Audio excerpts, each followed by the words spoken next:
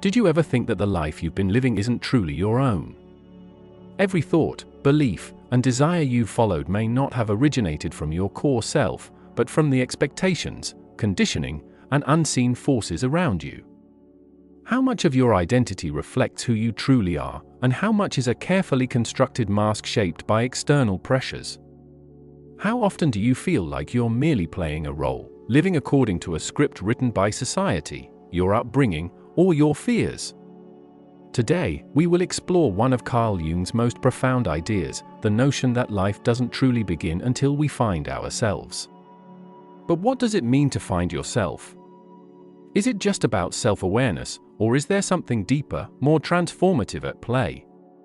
Let's take this journey together, as we uncover the hidden forces shaping your identity, and by the end, you'll discover why most people never truly find themselves, and how you can break free. The final realization we'll explore holds the potential to change not just how you see yourself, but how you engage with the world. Carl Gustav Jung was a trailblazer in psychology, delving deep into the unconscious mind, far beyond the traditional ideas of the time. Unlike other psychologists, Jung didn't believe that mental well-being was simply about fitting into societal norms. Instead, he saw psychological growth as a process of individuation, becoming one's authentic self. However, most people never embark on this journey. They remain trapped in a version of themselves shaped by outside influences, living according to others' expectations. They seek validation from external sources, believing that happiness is found in approval, success, or fitting in.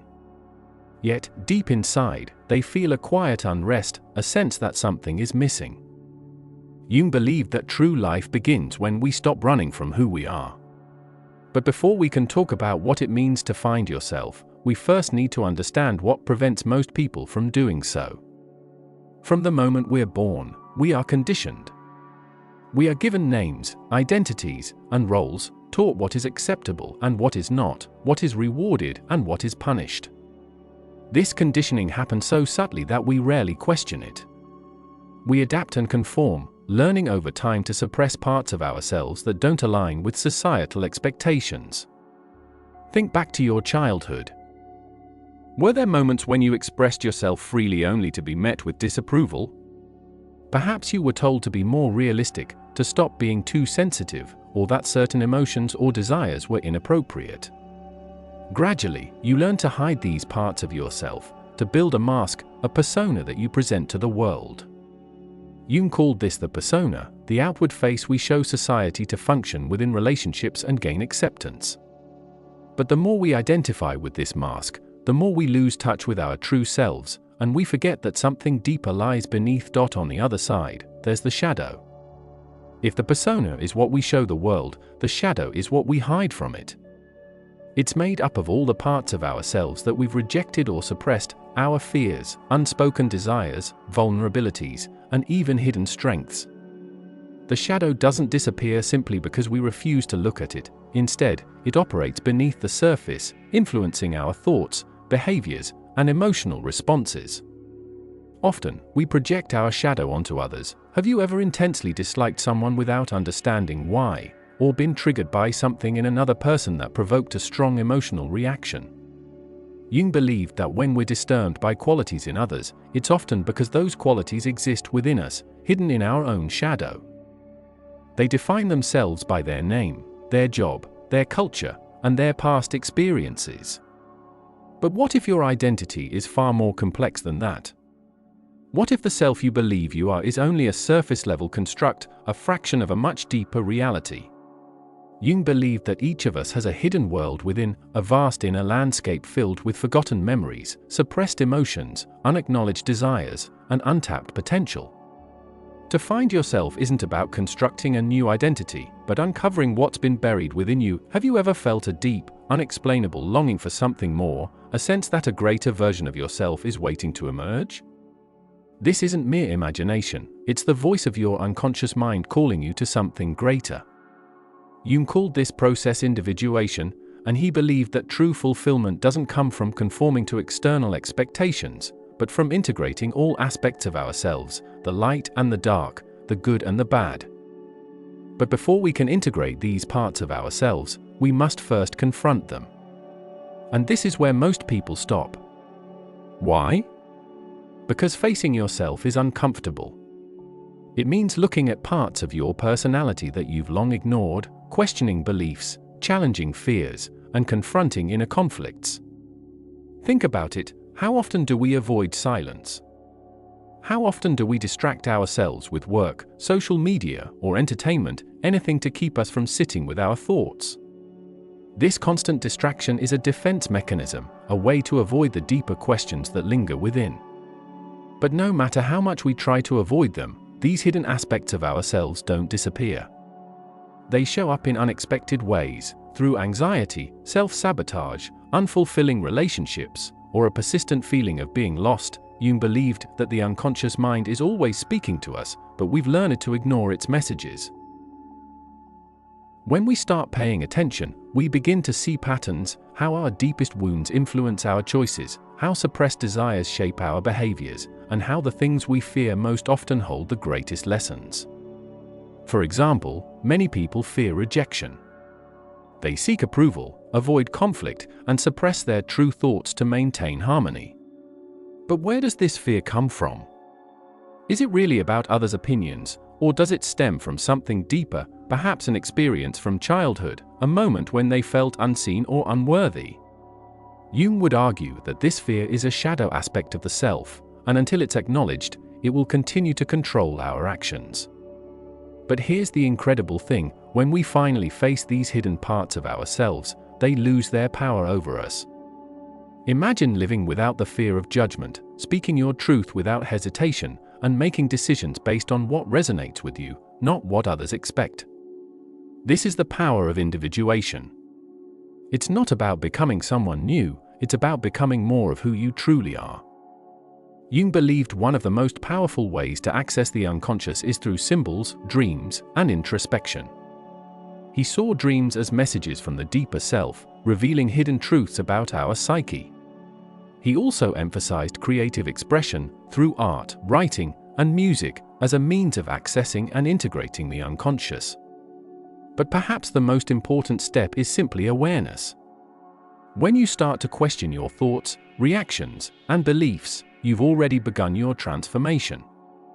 The more you stop running from discomfort and start facing it with curiosity, the closer you get to reclaiming your true self. Most people live their entire lives as strangers to themselves, following paths laid out for them, never realizing that they have the power to choose something different.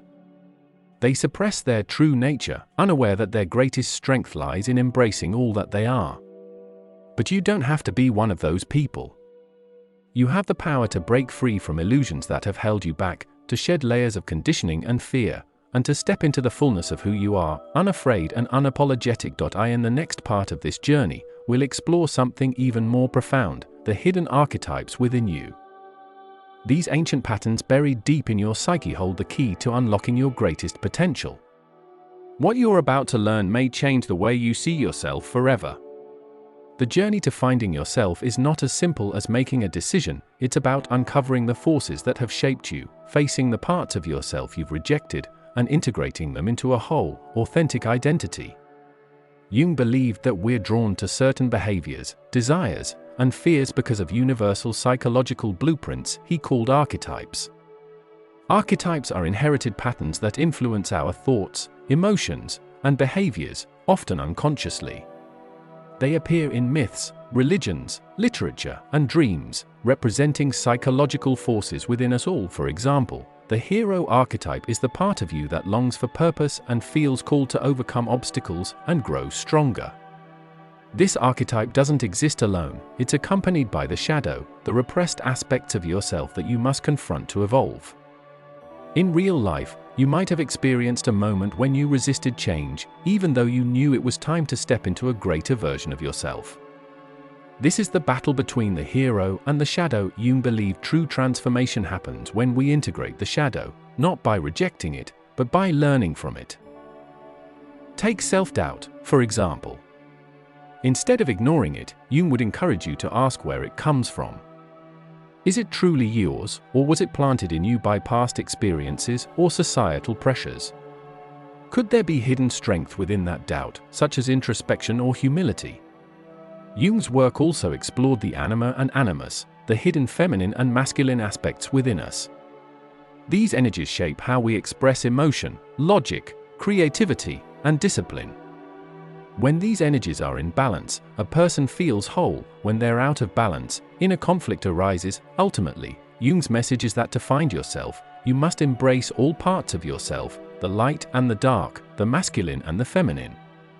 Individuation isn't about becoming someone different, it's about becoming whole. The greatest obstacle to finding yourself, however, may not be fear, self-doubt, or conditioning. It's the illusion of the self.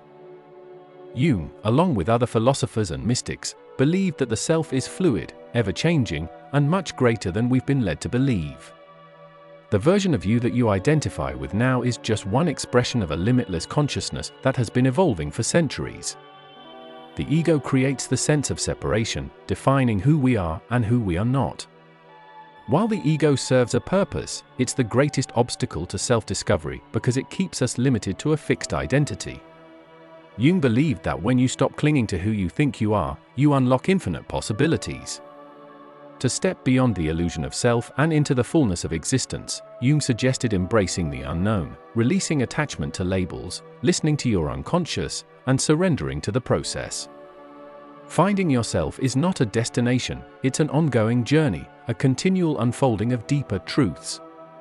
The truth is, you were never lost. The self you've been seeking has always been within you, waiting to be remembered.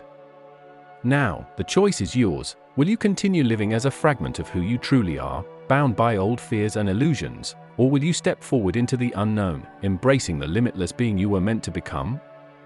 Because life truly begins when you find yourself, and now you know the way. Know all the theories, master all the techniques, but as you touch a human soul, be just another human soul. A great quote by Carl Jung.